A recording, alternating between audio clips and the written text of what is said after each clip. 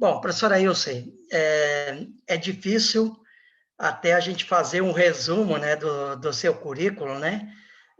Vasto o seu currículo, a sua inserção, por exemplo, na comunidade acadêmica, na questão de pesquisa, enfim, as suas diversas contribuições em todos os segmentos aí ligado, principalmente aí aos PPGs, né? Então, eu vou tomar liberdade aqui, professora, de fazer um resumo um pouco mais resumido, né? E pedindo aí o perdão para ti, né, nesse sentido, porque senão nós ficaríamos aqui com certeza uma hora aí, talvez, falando do seu currículo. E a gente gostaria muito de ouvir sua fala, eu acho que até por estar encerrando esse workshop, né? É, então, assim, é para fechar com chave de ouro realmente, né? Uma pessoa de vasto conhecimento, tá? Então, em relação ao seu currículo, possui doutorado em Controladoria e Contabilidade pela Universidade de São Paulo, mestrado em Ciências Contábeis pela Fundação Getúlio Vargas, mestrado em Administração pela Universidade Federal do Rio Grande do Sul. Atualmente é professora titular na Universidade Federal de Santa Catarina e também está à frente, né, coordenando o programa de pós-graduação em contabilidade da Universidade Federal de Santa Catarina, desde 2017, né? De 2012 a 2015, atuou como professora titular na Universidade Federal do Paraná. Atuou também como docente e foi coordenadora do programa de pós-graduação em Ciências Contábeis da Universidade Regional de Blumenau, né, a FURB, né? De 2004 a 2012. Atuou como docente na Univates e ocupou o cargo de chefe de departamento. É líder do Núcleo de Pesquisas em Controladoria e Sistemas de Controle Gerencial, do PPG da UFSC, PPGC da UFSC, né? E é pesquisadora dos Núcleos de Pesquisas em Controladoria e Sistemas de Informações Gerenciais, da PPG Conte FURB, e Educação e Pesquisa em Contabilidade, do PPG Conte UNB. Então, ambos cadastrados na plataforma do CNPq.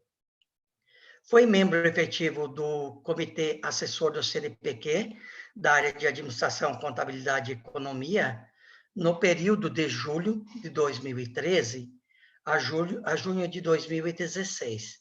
E, novamente, então, voltou ao comitê, né?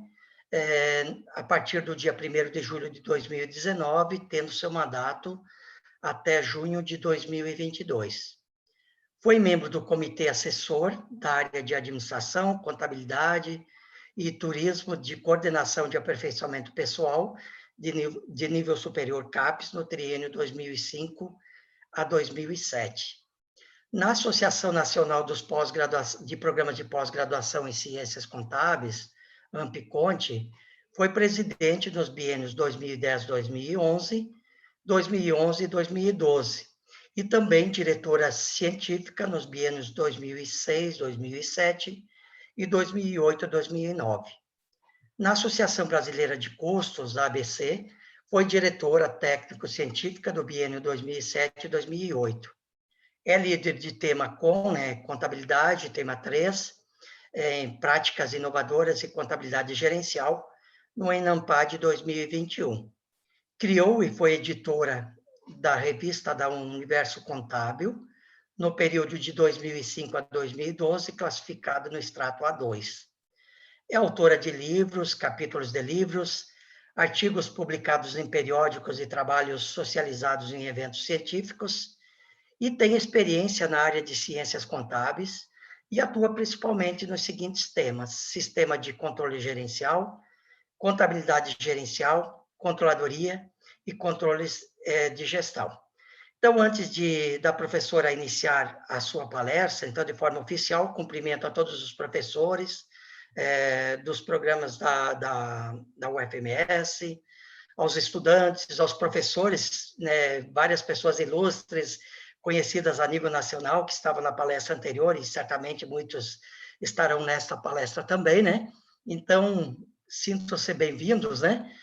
E a partir de então, vamos ouvir a professora Ilse, né? com a palestra Startups e Sistemas de Controle Gerencial. Professora, fique à vontade, né, para iniciar a sua fala. Obrigada. Fernanda, você recebeu os slides? Tá. A professora pode compartilhar, só fazer o compartilhamento de tela, ali no verdinho embaixo, que já vai dar certo. Share screen. Aqui. Deixa eu só ver aqui. Acho que você projeta por lá, pode ser? Sim, pode ser. Com a tela cheia. Tentei antes e tem algum probleminha na minha configuração que eu fico sem imagem de vocês, acho que fica melhor assim. Então, primeiramente, cumprimentar vocês aí pela realização do evento. Quem está nos bastidores sabe o trabalho que dá isso, né, de organizar um evento da forma como vocês estão organizando, e a oportunidade de estar entre os amigos. Estou vendo aqui Marciele, Elizabeth, Zanin, né, trocando de casa, Fernanda, muito legal, e tantos outros aí, lá, Emanuel, enfim.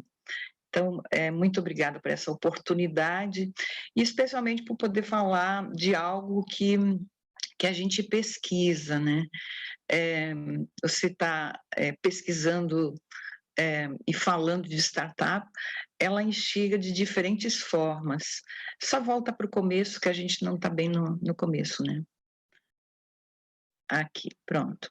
Então, a gente falar de startups, ela instiga de qualquer forma, para quem está com um projeto interessante, seja num trabalho de conclusão de curso e que quer, de alguma forma, desenvolver algum produto, algum negócio, e está tendo muito incentivo, né, por parte do governo para essa parte de inovação tecnológica. Até hoje eu vi um edital solicitando aqui na FAPESC, se a gente tiver um aluno com uma proposta, né, de TCC para desenvolvimento ou de um produto ou de um negócio, para a gente estar indicando que tem financiamento para isso. Então, ele instiga sob esse ponto de vista. E também dos empreendedores. Acho que no passado a gente ensinava muitos alunos pensando, né, de ser empregado de alguma empresa. Hoje a gente faz um mix disso, também desenvolvendo esse lado empreendedor dos nossos alunos.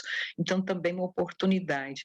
E a conexão disso com sistemas de controle gerencial. O controle gerencial é uma linha de pesquisa que eu venho perseguindo já há muitos anos, e ele tem que se adaptar a esse novo perfil de empresas que a gente tem. Então, pode passar, Fernanda. Então, as startups, às vezes as pessoas confundem, né, uma pequena empresa. Não necessariamente uma pequena empresa é uma startup. Por exemplo, um restaurante, talvez ele não tenha bem um perfil da startup. O que então é uma startup? Ela é uma empresa que nasce a partir de um modelo de negócio ágil e enxuto, capaz de gerar valor para seu cliente, resolvendo um problema real do mundo real, e oferece uma solução escalável. Acho que esse termo é fundamental, escalável para o mercado. Aí eu peguei aqui uma outra definição mais rapidinha. A startup, ela é uma organização temporária em busca de um modelo de negócio lucrativo, reproduzível e escalável. De novo aparece, né, o termo escalável desse manual aí do Blankdorf. O que significa algo escalável? Que cresce rapidamente sem necessariamente estar aumentando os custos na mesma proporção. E de que forma? Usando tecnologia. Quer dizer, eu consigo crescer rapidamente, expandir o negócio usando tecnologia. Então, não é em todo negócio que cabe a gente formar uma startup, mas praticamente todas as empresas de tecnologia, elas têm esse perfil, né? E eles, via de regra, trabalham com coisas repetíveis. Então, mesmo que tenha uma especialidade, ela é de fácil transmissão e se propaga via tecnologia. Então, são negócios bem interessantes, bem instigantes, bem diferentes daquelas empresas tradicionais, de estrutura, com hierarquia, dia, nota que a gente já está pensando assim, bom, então o controle também precisa ser diferente para esse tipo de empresa. Se elas têm uma característica tão diferente, não dá de usar um modelo tradicional de controle para uma empresa desta natureza. Pode passar, Fernanda. E essas startups, elas podem se hospedar ou se estabelecer em diferentes ecossistemas. Tem apoio para essas startups. Algumas se estabelecem de forma isolada e muitas vezes contam com financiadores. E esses financiadores, a gente fez uma pesquisa, achei interessante, perguntando assim, qual o tipo de controle que eles esperam da empresa. No caso, eles tinham emprestado R$1 milhão para essa ideia de negócio. Esse negócio nem existia para o desenvolvimento dessa ideia. E aí ele falou, olha, a contabilidade tradicional, ela não me dá a informação que eu preciso. Eu tenho lá um menino que fica acompanhando, no final do dia, o quanto eles cumpriram daquilo que foi estabelecido.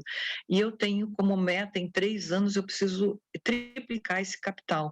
Então, esse menino tem a função dentro da empresa, ele vai fazendo esse controle dia a dia, o que eles estão fazendo, porque se eu for pela contabilidade, eu vou receber essa informação no final do mês.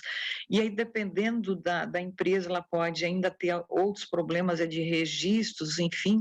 Então, eu preciso ter uma pessoa, a minha confiança lá dentro. Quer dizer, ele emprestou R$1 milhão para desenvolver uma ideia, e colocou lá um menino para fazer para ele, basicamente é o fluxo de caixa. Eu quero saber, eu estou dando esse dinheiro e onde esse dinheiro está sendo aplicado. É uma forma de se estabelecer como uma startup. Mas eu também posso estar em incubadoras tecnológicas. Essas incubadoras tecnológicas, elas apoiam as empresas de acordo com alguma necessidade governamental ou regional. A gente tem polos, né, de incubadoras.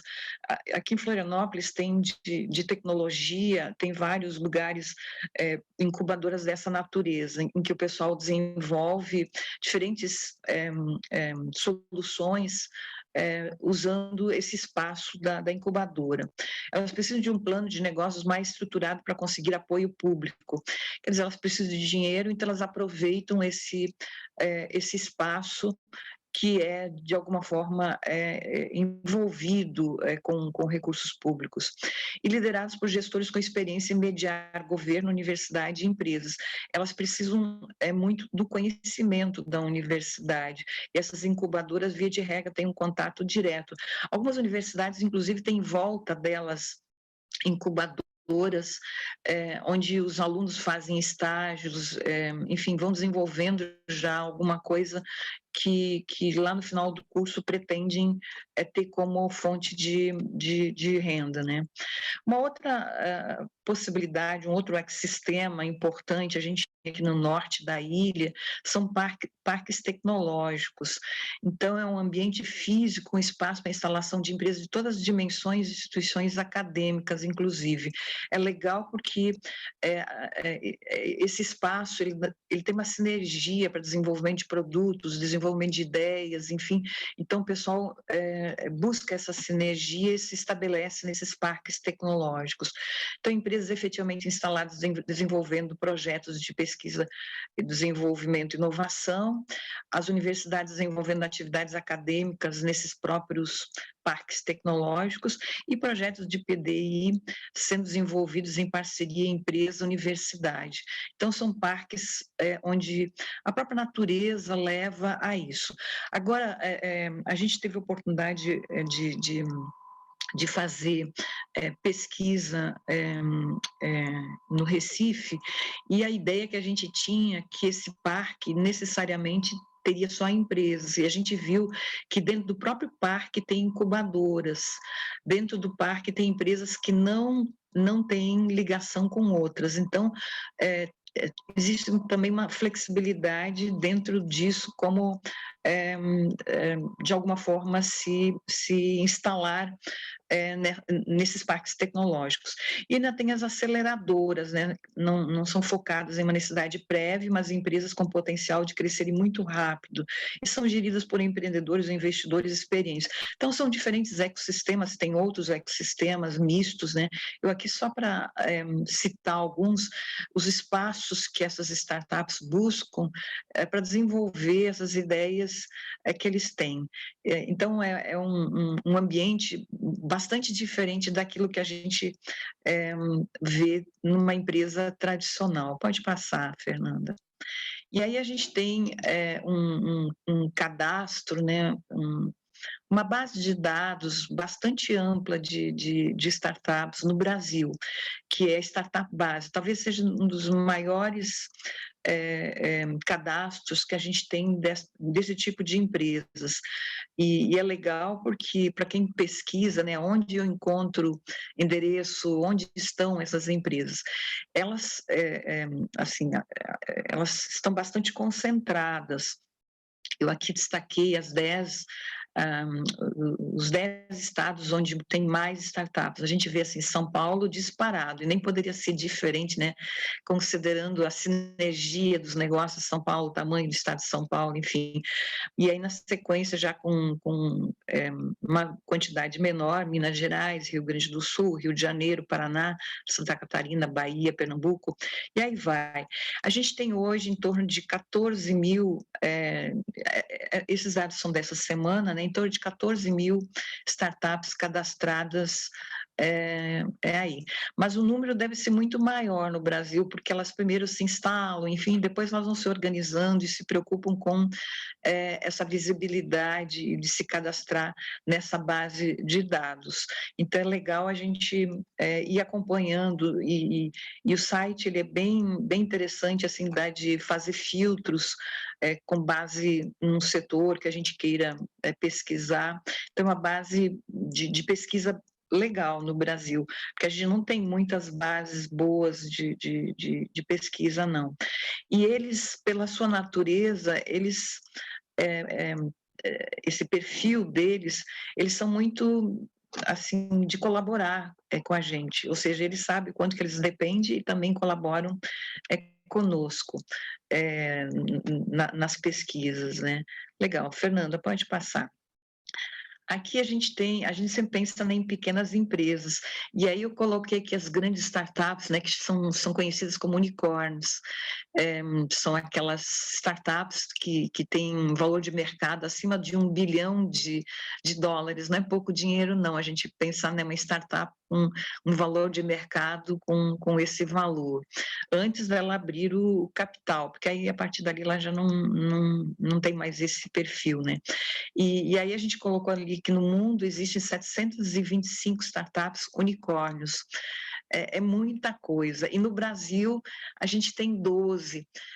Pode parecer pouco se a gente vai fazer depois um comparativo com Estados Unidos, China, mas se a gente pensar o quanto isso é algo novo no Brasil, nós estamos andando muito rapidamente. E é claro que essas empresas também estão atentas, porque o Brasil é um continente e um mercado consumidor que interessa.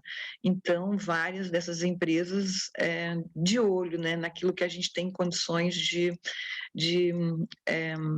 negociar, né? E aí tem algumas marcas assim bem conhecidas, né? Por exemplo, a iFood, né? Enfim, quem já não pediu alguma comidinha ali, ou seja, tem várias aí que a gente conhece. Então, não necessariamente são pequenas empresas, que a gente sempre pensa em micro e pequenas empresas quando a gente fala numa startup, mas essas unicórnios aí são enormes, né? Pode passar, Fernanda. Aqui nesse slide a gente destaca aquilo que a gente tem assim das maiores, né? Dessas 725 maiores. Então, a gente tem, assim, olhando a tabela, a gente tem China e Estados Unidos, no caso, essa parte azul, 373 dessas unicórnios, né? São dos Estados Unidos, e 235 são da China. Aí aquela pizzazinha, aquela fatiazinha bem pequena lá de 12 é do Brasil, é quase nada, mas, de novo, né? Não vamos nos comparar assim, no sentido de sem olhar a linha de tempo, ou seja, esses países começaram muito antes da gente, então é evidente que eles são maiores, e o crescimento que está tendo no Brasil é um sinal, né, do quanto a gente está atento a isso. E aqui é sempre a gente olhar um pouco esses valores, aquela de Pequim, a primeira, 140 bilhões o valor de mercado delas, né? Então é um valor que a gente nem consegue imaginar, né? Uma startup com esse tamanho.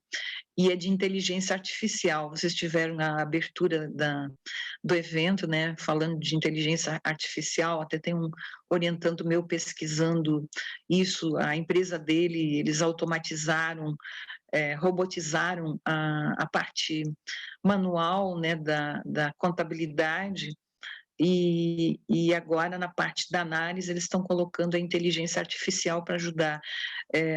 Ele até estava comentando ontem que a empresa, numa semana, comprou 18 empresas e jogou isso na contabilidade. E aí se vira e faz a contabilidade dessas 18 empresas a mais. E isso foi estrangulando eles de tal forma que eles se viram obrigados a colocar alguma coisa que não implicasse, digamos, em treinar alguém, em fazer esse trabalho manual. Então, a primeira coisa foi robotizar os serviços contábeis, nem se passa, né, pela cabeça da gente algo assim.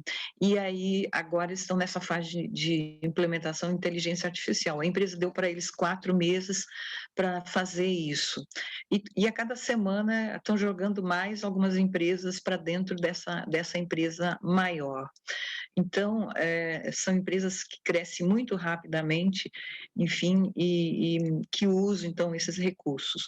A gente tem outras ali, né, dos Estados Unidos, 95 bilhões de dólares. E aí, o que eu queria destacar mesmo, quer dizer, olhando essas 7 maiores aí, a gente vê que a maioria é dos Estados Unidos e China. Tem uma da Suécia, e nós aí em 7º lugar temos uma, inclusive a gente já fez uma pesquisa e publicamos lá fora, o Anderson e eu, publicamos lá fora com a Nubank, que é a 7ª maior do mundo e está instalada aqui no Brasil, com serviços bancários muito diferentes dessas coisas engessadas que os bancos tradicionais nos oferecem. Então, um novo conceito. E a rapaziada jovem, né, em vez de estar pensando num banco, como antigamente, utiliza muito mais esse tipo de empresas, né? Até pela flexibilidade que eles têm. Então, é legal, 7ª maior do mundo ser a nossa, uma empresa aqui do Brasil. Pode passar. Aqui, só para a gente dizer assim, olha, nos Estados Unidos, quanto tempo a gente já ouve falar, né, no Vale do Silício, onde se comentava assim, olha, lá tem startups com configurações diferentes, com gente jovem, com não sei o quê, e a gente olhando a figura do lado esquerdo, a gente vê ali na Califórnia um grande polo de startups, mas olhando a figura do lado direito, a gente vê todo o Vale do Silício ali com uma quantidade enorme. E na Barra, a gente está olhando aí algumas empresas que também são bem conhecidas, que foram desenvolvidas lá, Netflix, LinkedIn, Uber, YouTube, Google, enfim, negócios desenvolvidos nesse Vale do Silício, esses parques voltados a esse tipo de negócios, né? E, no caso dos Estados Unidos, né, aquele lado bem desenvolvido com arrecadações muito boas em função de negócios concebidos dessa forma. Então, se a gente pensar assim, Estados Unidos não é algo tão novo assim, é algo já dominado, né? Pode passar, Fernanda, só para a gente se situar. Tem, assim, no Brasil, uma coisa que chama atenção, e acho que vocês estão acompanhando o noticiário, né? Apesar da crise, da pandemia, as AGTECs estão crescendo e aparecendo fortemente. Você vê aqui, tem um recorte do jornal, né, Valor, na parte de agronegócios, é que as AGTECs cresceram 64% no país em 2 anos. Isso é muito, a gente pensar, quer dizer, a cada 4 anos, nem isso, nós estamos duplicando a quantidade de AGTECs no Brasil. Então, é um setor que a gente pode ficar bastante atento. No caso, Mato Grosso do Sul, né, tem terra plana e a automação do cultivo, tem espaços bem legais para desenvolver tecnologias. E a gente vê esses drones, vários itens que a gente vê a agricultura sendo explorada de forma muito diferente. Então, essas AGTECs, elas têm um papel forte nisso, então trazendo soluções para o agronegócio por meio de tecnologias aplicadas à agricultura. Aqui eu acabei destacando o Mato Grosso do Sul, está com 11 AGTECs. Então, de novo, né, São Paulo se destaca, né, com 87, Minas Gerais 52, Rio Grande do Sul 44, Paraná 37, Santa Catarina 29, Mato Grosso 19, Goiás 18 e Mato Grosso do Sul 11. Depois descendo aí temos um pouco menos aí Distrito Federal, Rio de Janeiro, até chegar na Paraíba. Então, são negócios, aí, talvez que dentro de alguns anos a gente vai estar falando muito fortemente, assim, que tipo de controles a gente vai estar desenvolvendo para esse tipo de negócios, né? Pode passar.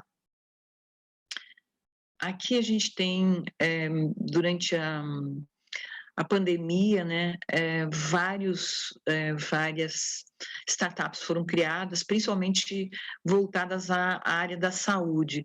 E aí eu destaquei uma, veja que interessante, né, o sujeito conseguiu um negócio como esse ID Flow.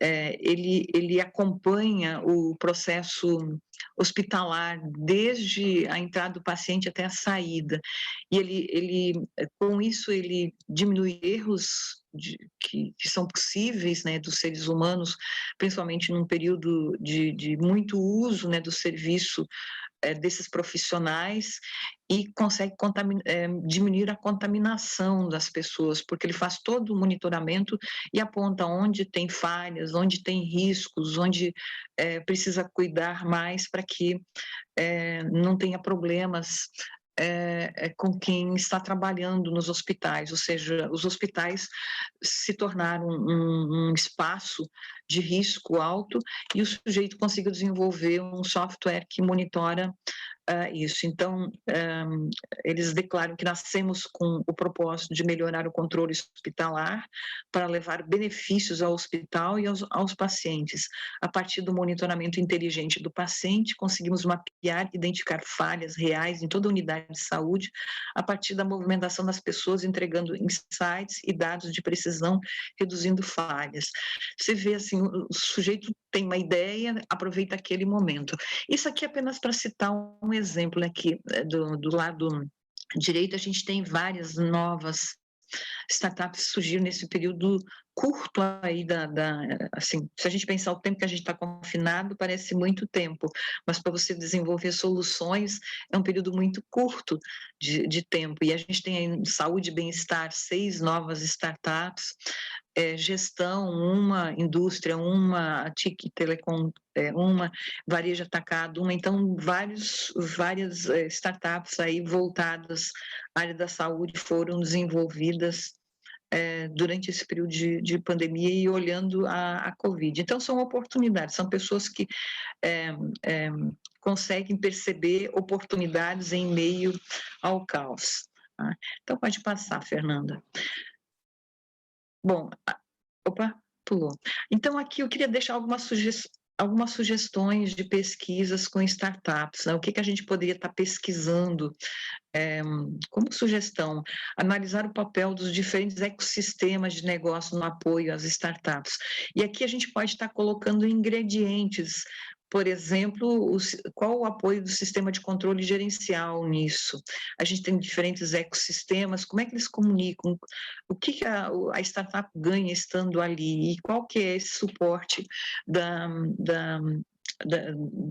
um determinado ecossistema? A gente tem desenvolvido alguns trabalhos que acabam entrando dentro de uma linha de relações intercompanhias, relações que buscam sinergia, mas ao mesmo tempo precisam de acompanhamento para minimizar riscos, ou enfim, do ponto de vista da gestão mesmo e da comunicação. O número 2, analisar possíveis diferenças e semelhanças das startups residentes em diferentes ecossistemas de negócios. Tem uma orientanda minha que no mestrado acabou analisando isso, e foi bem legal. Ela pesquisou em Minas um parque, e ela acabou vendo diferentes configurações, desde uma incubadora voltada especificamente a uma grande empresa, ou seja, várias empresas incubadas desenvolvendo soluções para uma grande empresa, e empresas com negócios independentes. Então, ela olhou como que é esse suporte desses parques para esse tipo de empresas, ou seja, esses ecossistemas dão suporte diferente. E tem um outro trabalho com uma menina lá de Blumenau, que a gente tinha um convênio com eles, ela desenvolveu, ela olhou o parque do Recife, e também foi interessante como tem diferentes apoios para quem está, por exemplo, dentro do parque, numa incubadora, quem está dentro do parque não está incubadora, e quem está no entorno do parque não pertencendo ao parque. Então, com diferentes tipos de apoios e diferentes tipos de comunicação. São trabalhos bem legais que a gente está publicando aí. Então, tem espaço muito bacana para a gente pesquisar. Explorar fatores determinantes de sucesso das startups unicórnios, quer dizer, como é que elas cresceram tão rápido, a gente entender um pouco da história. Ali, especialmente quem gosta, né, de pesquisas voltadas à evolução histórica desses negócios, dá de ver assim, como que surgiu a ideia, sócios, dinheiro, financiamento, diferentes lentes dá de olhar ali. Explorar dinâmicas de startups de setores diferentes, se isso tem diferença dependendo do que elas estão fazendo. A gente fala muito tecnologia, parece que tecnologia é uma coisa só, mas elas têm diferentes caminhos aí, né?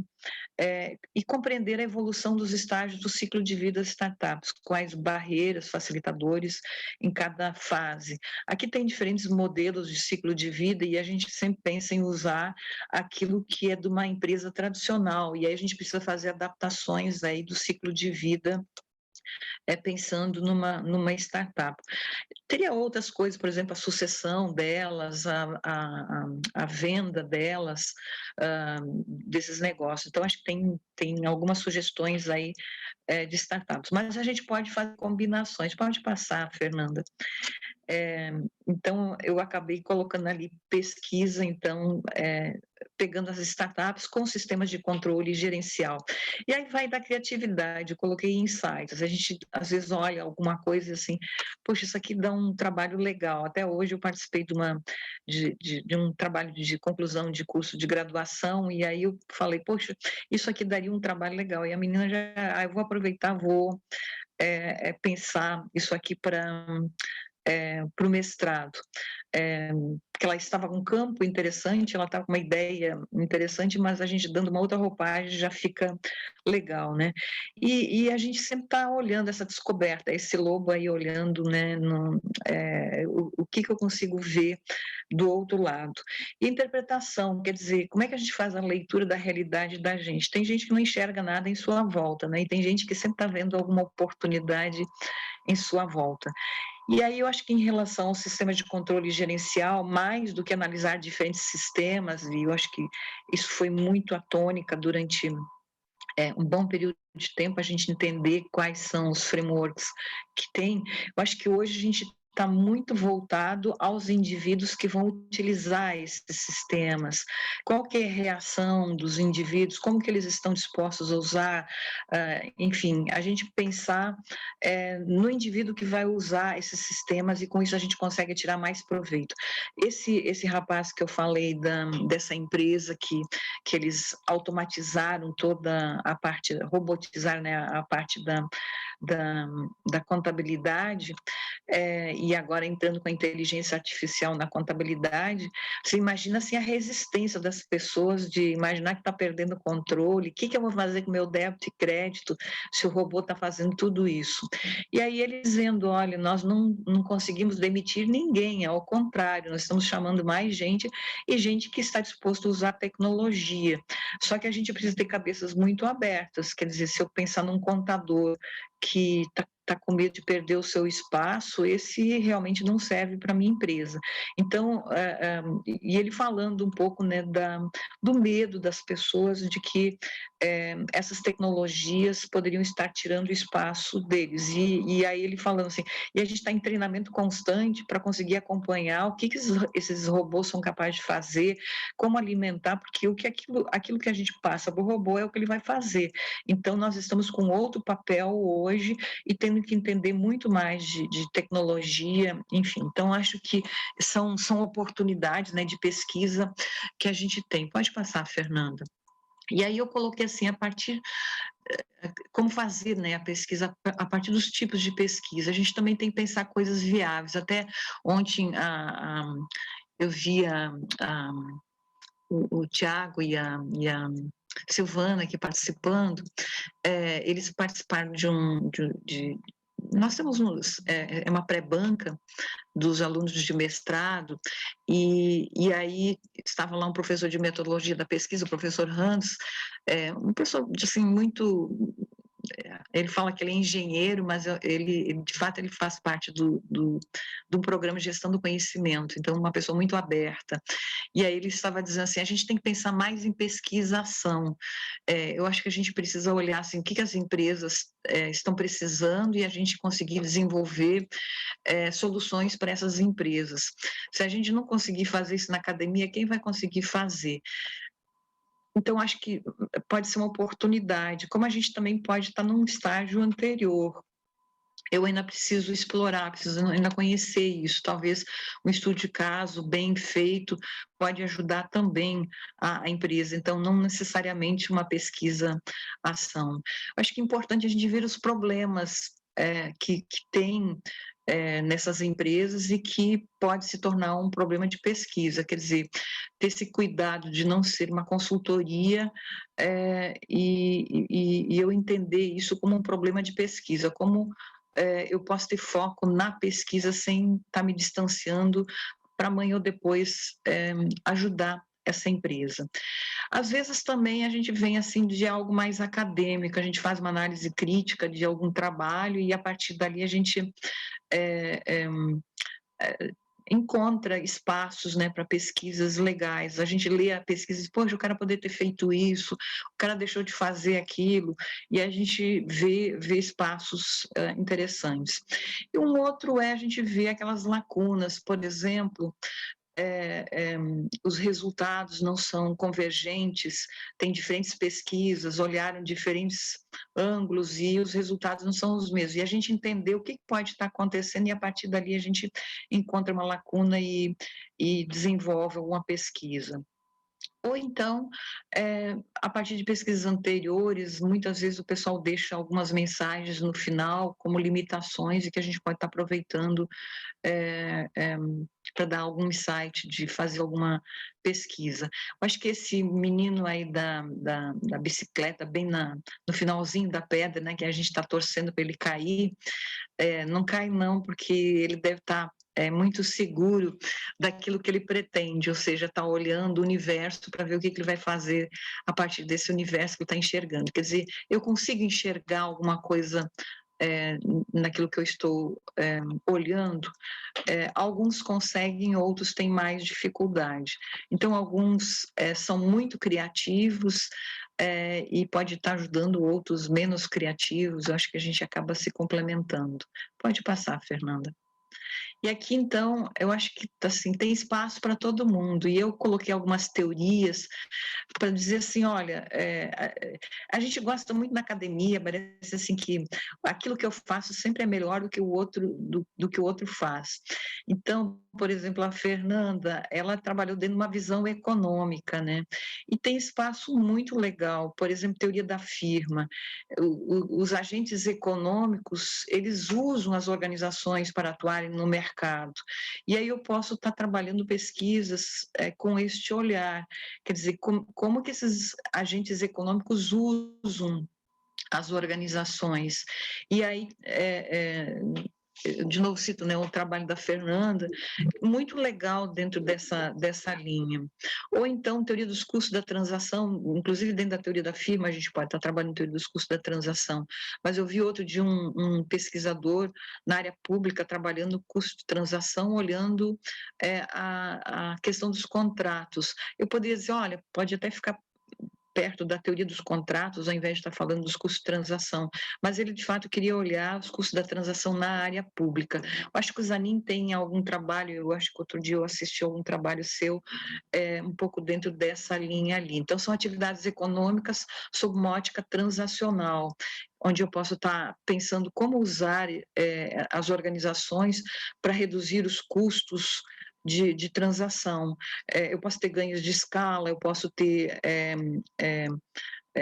fusões de empresas, enfim, espaços para melhorar isso, né? A teoria da agência, a gente gosta muito de usar, né, a teoria da agência para aquilo que a gente aborda, principal e agente.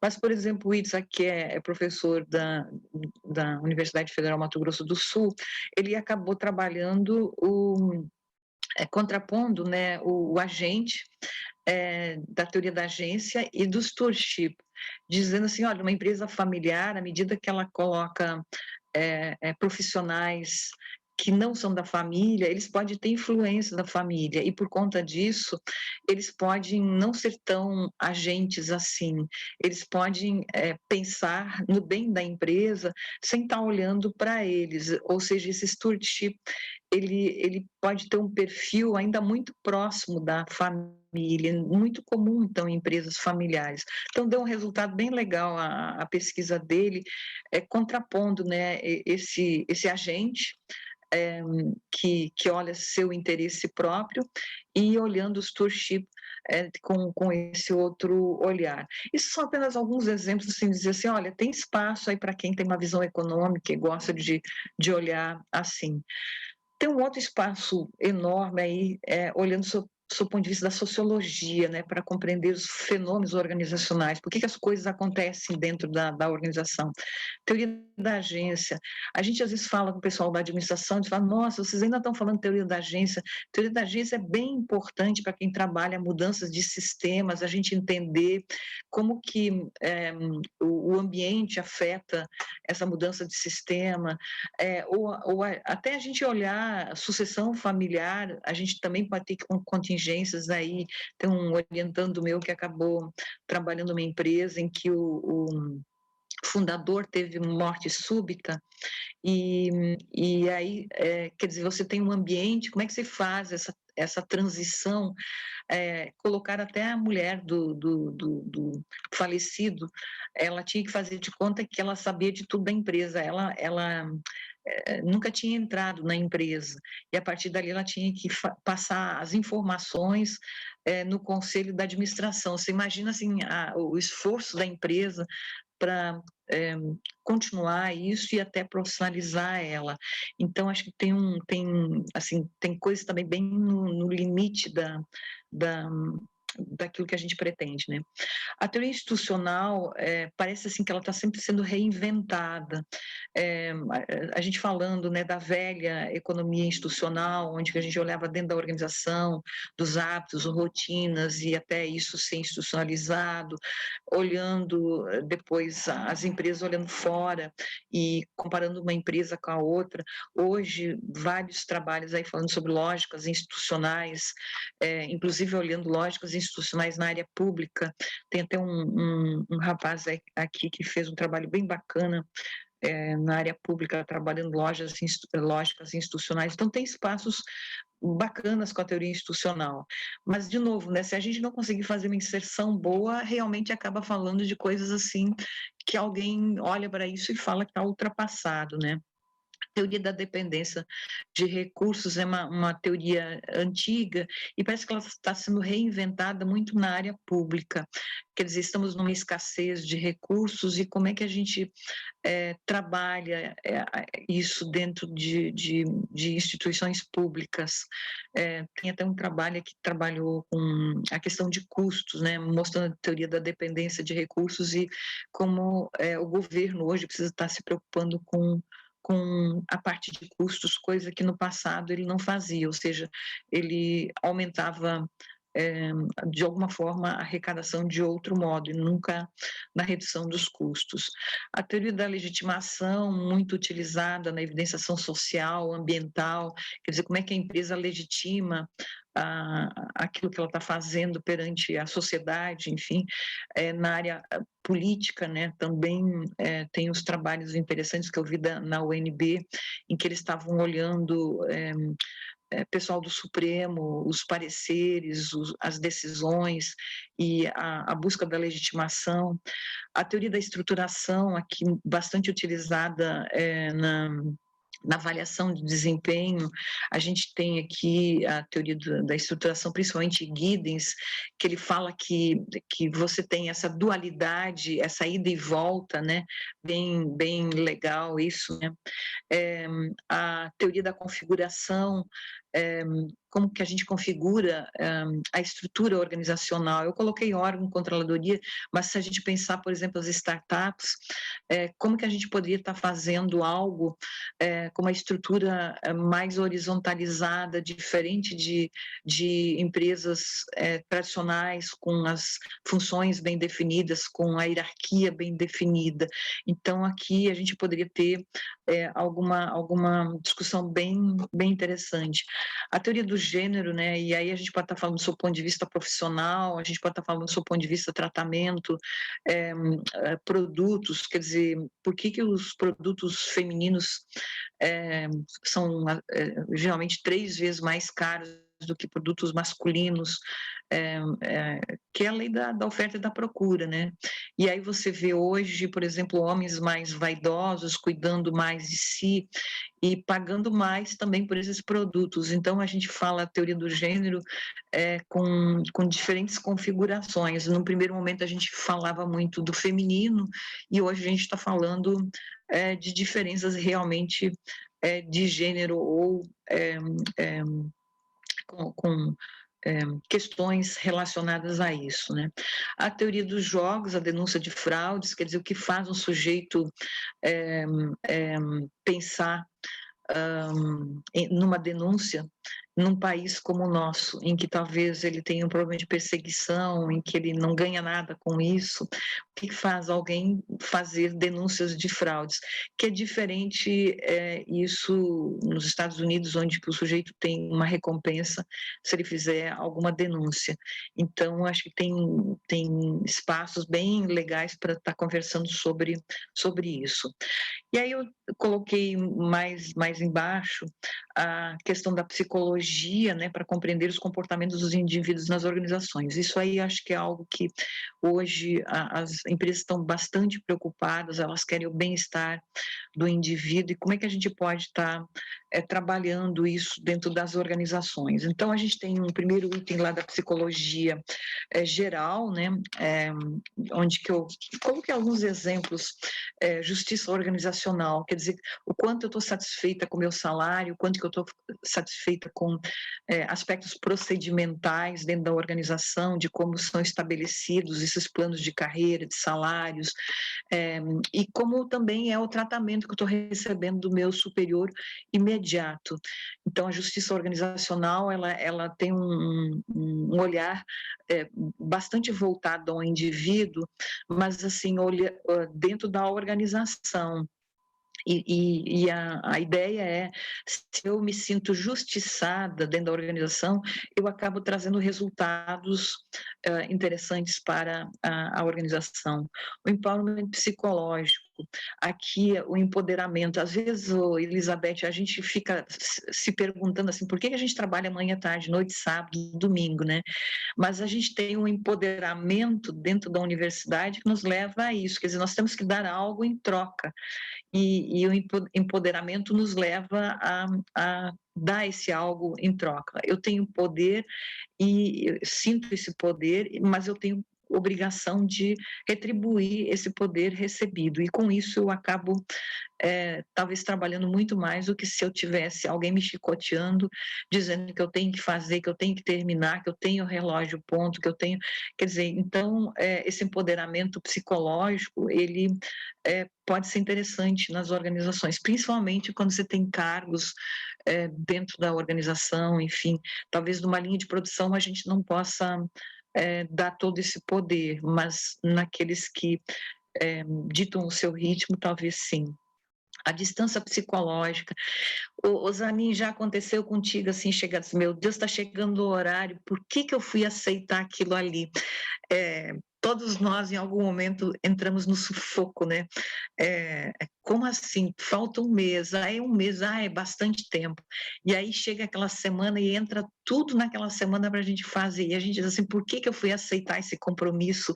Enfim, quanto mais distante está o compromisso da gente, mais a gente olha a floresta. Quanto mais próximo, mais a gente olha a árvore, ou seja, a gente entra no detalhe, e aí onde que vem o nosso desespero. E isso requer controles diferentes. Se eu estou distante no orçamento, certamente eu vou ter um olhar para ele. Não, isso aí vai dar, esse dinheiro tá bom. Agora, quando eu chego próximo, eu começo a mapear. Eu preciso de dinheiro para isso, para aquilo, e aí pode não dar certo. Na avaliação de desempenho, tem que alcançar metas. Eu estou no início do mês, vai dar. Aquela meta dá tranquilo. Aí, quanto mais eu estou me aproximando do final do mês, mais eu entro no detalhe. Olha, faltam 2 horas, será que eu consigo? Gente, vamos trabalhar um pouquinho mais, a gente vai conseguir, enfim. Então, a distância psicológica, ela requer controles diferentes. Quanto mais distante, menos detalhado precisa ser o controle. Quanto mais próximo, mais eu tenho que estar olhando o detalhe. E a teoria da aspiração, né? Aquilo que a gente aspira dentro da organização, aquilo que eu estou vendo lá no futuro, enfim, acho que o pior dos mundos é a gente pensar que a gente não tem mais futuro, né? E quando o pessoal fala assim, no Brasil parece que a esperança está acabando, eu falo que eu acho que o pior dos mundos é a gente não pensar isso. A gente tem a psicologia social, a autoavaliação, a autovalorização, quer dizer, a gente pensar que a gente tem capacidade, que a gente pode investir na gente, que a gente pode estar crescendo, enfim. Tem um itemzinho lá no finalzinho que não está aparecendo, né, que é a psicologia cognitiva, que são as heurísticas, os vieses, enfim, eu acho que também são trabalhos bem interessantes que a gente pode estar fazendo, assim, como o tomador de decisão trabalha com heurísticas diferentes, como a cognição dele influencia nisso, quando a gente desenha cenários diferentes, como a gente pode estar olhando isso. Eu me lembro de uma passagem de um trabalho que eu vi na UNB, e aí eles estavam perguntando para o sujeito se com R$ 6.000, qual que seria a percepção dele em relação a perder R$ 6.000. E aí chamou a atenção dos pesquisadores que aqueles R$ 6.000, todo mundo respondeu que arriscaria tudo, porque R$ 6.000. Mas eles confrontaram com isso uma outra coisa, que o salário médio era de R$ 11.000 dos respondentes. É claro que então R$ 6.000 dá de arriscar tudo, né? Então, a cognição, ela vai um pouco em função da minha realidade. Imagina assim, meu dinheiro só dá para o mês. Provavelmente eu vou ter um olhar diferente do que aquele que tem uma reserva, que não está tão preocupado. Então, essas heurísticas, elas podem ficar bem interessantes sob o ponto de vista da psicologia e a gente trazer isso para dentro da organização. Quer dizer, que tipo de controle eu vou fazer em diferentes situações. Isso aqui pode parecer distante da gente, mas isso está muito impregnado nas organizações. Como é que eu trago as pessoas para obter o máximo de resultado? Pode passar. Então, o que eu estava querendo dizer, assim, que a gente tem diferentes teorias que a gente pode estar utilizando e a gente também tem diferentes frameworks que a gente pode estar utilizando em sistemas de controle gerencial. De novo, aqui eu coloquei só 5, porque até a gente tem um tempo limitado, né? Então, para a gente não ficar eu o tempo todo falando e vocês terem oportunidade também de conversar, né? Então, eu coloquei o primeiro item, assim, controle com foco e alcançar a cooperação entre indivíduos. Eu posso estar utilizando a teoria da agência para isso, quer dizer, qual é o interesse de cada um dentro da organização e como é que eu faço as pessoas cooperar. E aí, claro, eu vou fazer controles, sempre achando que o indivíduo, em vez de olhar a organização, ele vai olhar o interesse dele. E aí eu vou monitorar muito de perto esse sujeito, porque eu não acredito que ele vai cooperar sem estar olhando primeiro o que eu ganho com isso. Quem tem na família adolescentes sabe bem disso, eles primeiro perguntam, né, o que eu ganho e depois eu vou responder se eu vou fazer isso ou não. Na organização a gente também pode ter pessoas assim, né? Eu coloquei o item 2, controles financeiros, e aí a gente sempre fala o ex ante, né? E os estratégios ex pós, as recompensas. Quer dizer, como é que a gente faz os sistemas de avaliação de desempenho e os sistemas de recompensas, olhando valores intrínsecos e extrínsecos nos sistemas de recompensas. Eu acho que esse é um trabalho assim muito na moda, em que as empresas estão olhando assim, quanto eu tenho que pagar para estimular esse sujeito e, de outro lado, qual a estratégia que eu vou utilizar para manter esse sujeito dentro da organização. Quer dizer, se no passado eu pensava que turnover não era uma coisa importante, hoje eu estou preocupada com isso, porque eu invisto no sujeito e eu quero ficar com ele. Então, eu tenho que olhar assim, quanto que eu vou pagar para esse sujeito e eu tenho que também trabalhar o aspecto estratégico em relação a isso. Então, estudar esses sistemas de recompensa, do ponto de vista intrínseco e extrínseco, está bem, assim, no topo, né, de trabalhos dessa natureza. O item 3, estrutura de controle, formalidade, singularidade. Como eu disse antes, né, a formalidade num negócio pequeno, ela pode ser secundária. Talvez os controles informais funcionem melhor do que os controles informais. A questão da singularidade, então, de cada organização, a gente falou, né, das startups, são negócios bem singulares e que a gente precisa, então, de outro tipo de controle. Hoje, por exemplo, tem vários negócios, né, voltados ao social, que vai bem dentro da linha da Marciele, aí na dissertação de mestrado dela, então acho que tem um espaço legal. E também se os sistemas, se eles devem ser coercitivos habilitantes. Quando a gente pensa num sistema habilitante, a gente habilita o sujeito a fazer mudanças no sistema, e isso é legal, quer dizer, eu me sinto envolvido, eu tenho flexibilidade, eu posso estar conversando dentro da da organização e adaptando coisas. Como eu posso fazer um sistema mais engessado, dizer que ninguém mexe, isso me dá mais segurança. Se a gente vai no banco, o pessoal fala assim, olha, o sistema não permite, ou seja, o sistema é coercitivo. Isso dá uma segurança para o banco, não deixa mexer no sistema para não perder o controle. Numa empresa, eu poderia, então, apostar que se eu habilitar o sujeito a mexer naquilo ali, ele pode dar boas contribuições. Claro que isso não é tão livre assim, quer dizer, eu mudo qualquer coisa no sistema, mudar alguma coisa, ou conversar sobre mudar alguma coisa. Então, acho que são frameworks bem interessantes. Eu tenho trabalhado bastante nesse coercitivo e habilitante, com algumas publicações aí vendo isso funcionar dentro de organizações. O item 4 talvez seja o mais tradicional, mas muito ainda trabalhado. Acho que o modelo das alavancas de Simons, ele veio, digamos, de uma forma muito de modelo, e aí testar isso dentro das organizações ficou bem, foi uma linha de pesquisa legal, né? E o item 5 eu coloquei controle, que enfatiza as questões psicológicas e sociais. Então, teoria das necessidades, aquelas teorias que eu acabei falando antes, acho que tem muito espaço aí na área psicológica. O que a gente precisa cuidar aqui, muitos desses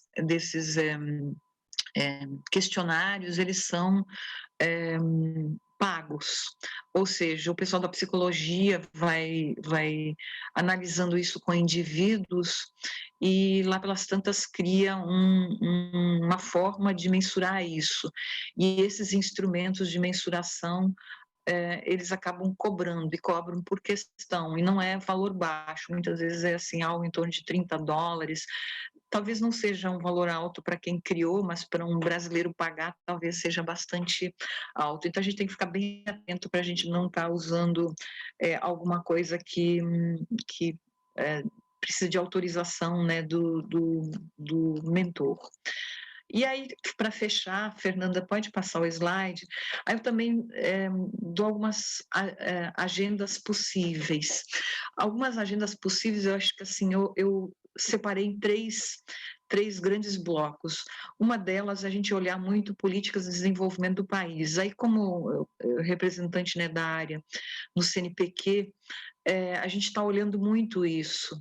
Você tem que ter pesquisa naquilo que interessa ao país. Do contrário, você já sai perdendo pontuação. Então, a gente tem que estar olhando assim, o que o governo está estimulando. Eu posso concordar ou não concordar com isso, mas é o que vai me dar mais chances aí de sucesso. Então, eu coloquei efeitos econômicos, sociais, psicológicos das pandemias. Aí tem um espaço enorme para a gente fazer pesquisa. Covid, Zika, dengue, tem muita coisa para a gente estar pesquisando, sob o ponto de vista dos efeitos econômicos, que pode ser durante, pode ser, enfim, um comparativo antes e durante, que a gente pensava que seria algo mais rápido, né, e está demorando passar, e a gente meio que sem uma luz, né, do que vai estar acontecendo em breve, né? Meio ambiente, quer dizer, um país como o nosso, que tem os recursos naturais que tem, ele é visado sempre. Então, negócios sustentáveis, você vê essa discussão no norte do país, né, com a floresta, e como é que os negócios pode se desenvolver negócios sustentáveis ali. Talvez a gente não tenha muito a ideia, né? Foi um momento do país de colocar as multinacionais para desenvolver tecnologia, mas talvez esses recursos naturais possam ser melhor aproveitados, né? Cidades sustentáveis, cada vez mais, né? A gente está vendo isso em grandes cidades, né? Com hortas para comunidades, enfim, as cidades sustentáveis com recursos muito mais restritos e utilizando eles de outra forma. Até ontem à noite eu estava vendo um programa e o sujeito dizendo que a gente não deve mais consumir plástico. E aí ele estava com uma família de 4 crianças e as crianças advertindo o pai de que ele não podia pegar um papel para, enfim, pegar e passar o lanche para eles. Quer dizer, tão enraizado nas crianças que elas estavam advertindo o pai que ainda trazia um hábito diferente. E aí mostrando um pouco desses países Países Baixos, né, que usam muito a navegação para se locomover, o que é o lixo dentro desses rios. A gente pensava assim, Florença, né? Todo mundo sonha um dia ir para Florença, todo mundo sonha um dia ir para algum lugar da Itália, né? Onde eu possa estar usando uma forma de transporte como esta, e aí a gente não vê o outro lado, né? A extensão social e do trabalho. Inclusive, eu tenho uma menina aqui trabalhando com isso. Quer dizer, a gente está com trabalho em casa e como é que a gente controla isso? Como é que a gente remunera isso? Como é que a gente acompanha o indivíduo que está em casa?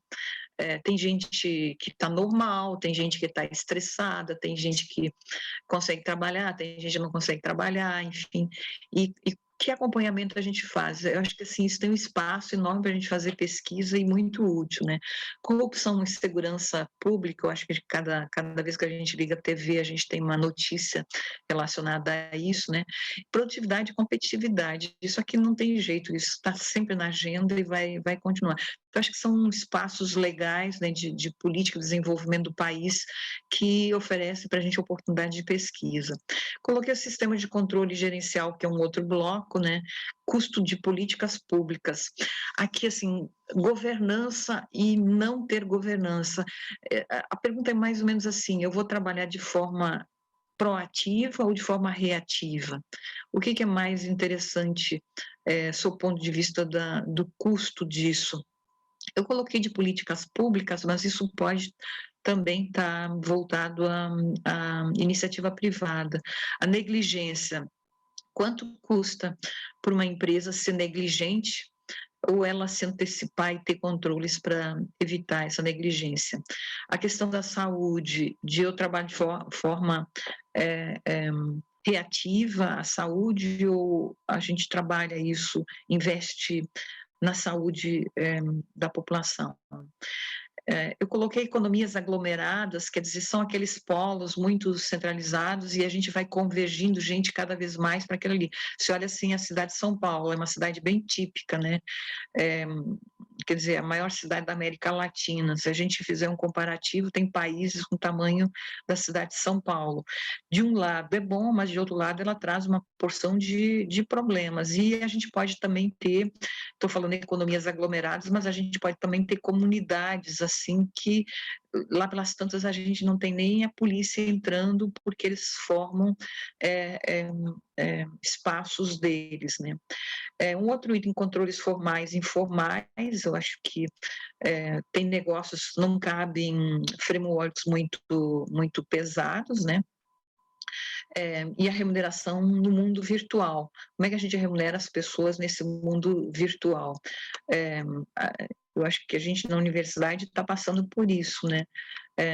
Como que faz isso aí? E os próprios alunos, né?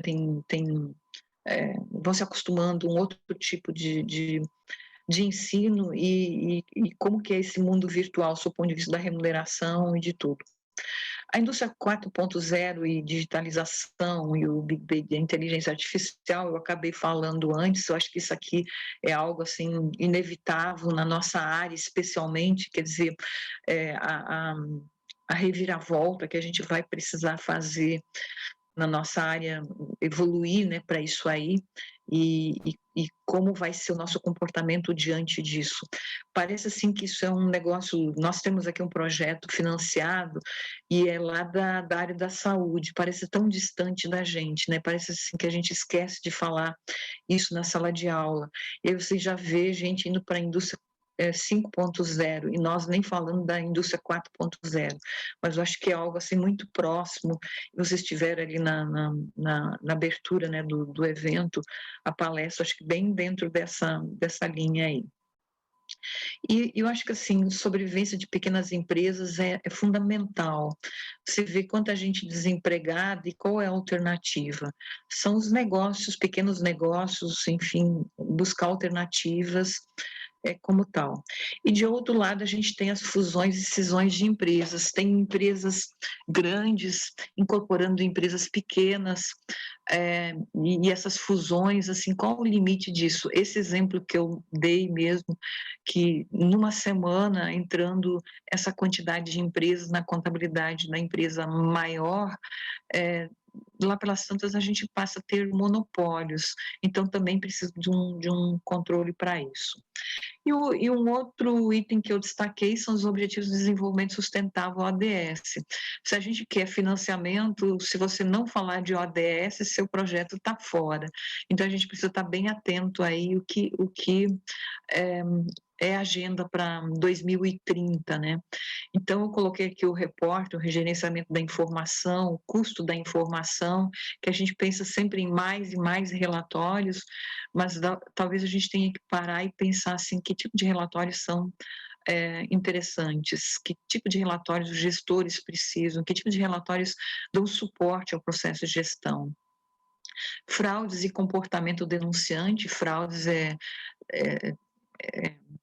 inerente, né, à atividade e que tipo de precaução a gente tem, né, e qual que é o trabalho que a gente está fazendo em relação ao comportamento denunciante, de quem denuncia essas fraudes, que proteção esse sujeito tem, como é que fica a vida desse sujeito aí. Teve um sujeito que eu vi em relação ao ICMS aqui no estado, ele fez uma denúncia do superior dele, e ele, assim, ele tinha pessoas acompanhando ele até no toalete. Quer dizer, a vida dele se tornou um inferno. A filha dele saiu de casa, ela disse, não aguento mais, eu vou namorar, eu preciso ter um guarda-costas do meu lado. Então, meio que ele se arrependeu de ter feito a denúncia, dado a situação que ele foi colocado por conta da denúncia, né? E eu acho que no caso do Brasil, uma coisa que a gente tem que prestar muita atenção, e eu acho que isso vai ser agenda sempre, é o capital natural. O Brasil é um continente, ele tem uma natureza invejável, e que interessa a todo mundo. E aí eu falo sobre todos os aspectos, inclusive de quem vem de fora, dos espaços que pode estar tomando. Outro dia eu estava conversando com uma pessoa de Manaus, e ela estava falando, olha, a gente tem uma comunidade aí que toda semana está vindo um aviãozinho dos Estados Unidos trazendo mantimentos. Aí eu falei, e o que ele leva? Aí ele disse assim, aí que está, não tem controle de nada disso, o cara entra no país fazendo de quanto está trazendo, mas não tem controle nenhum sobre o que ele está levando. E é evidente que aquela região lá tem Barcelos, né? Tem aqueles peixinhos ornamentais, e que são do rio mesmo, né? E aí ele dizendo, e está levando um recurso natural nosso, sem ninguém estar muito olhando, né? Indicadores de performance desses recursos naturais, vocês estão acompanhando aí no Brasil, né, os conflitos que a gente tem, as dissonâncias que a gente tem, o pessoal, uns dizendo que esse número está errado, enfim. E as auditorias de relatórios de sustentabilidade, eu acho que isso é fundamental, um papel importante da nossa área, né, a auditoria, da gente estar olhando esses relatórios, estar acompanhando. Acho que, assim, são inúmeras possibilidades, eu fiz aqui uma síntese até pelo tempo que eu tenho, eu acho que até já passei do horário, né, Fernanda? Então, devolvo a palavra para você. Se quiser passar o slide adiante, deixe o comecinho, fica à vontade. Obrigada aí. Ok, professora Ilse. Primeiramente, eu gostaria de parabenizá-la, né, pela sua explanação, né, seja, muitas provocações, muitos insights de pesquisa e assim por diante.